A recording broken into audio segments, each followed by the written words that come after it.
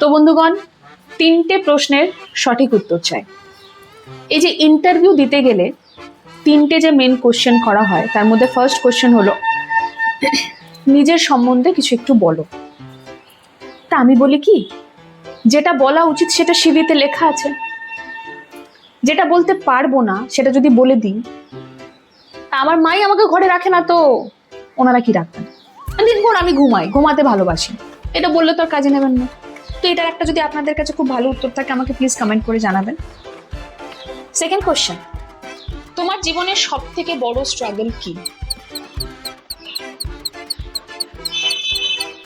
রাতে ঘুম আসে না, সকালে ঘুম ভাঙে না, সিম্পলি এটা বললে ওনারা নেবেন না চাকরিতে। তো খুব ভালো যদি অ্যান্সার আপনাদের কাছে থাকে, যেটা গুছিয়ে বাগিয়ে মিথ্যা কথা বলা যায়, একটু বলবেন। Third and most worst question, কত স্যালারি এক্সপেক্ট করছেন? 1 কোটি টাকা দেবে না?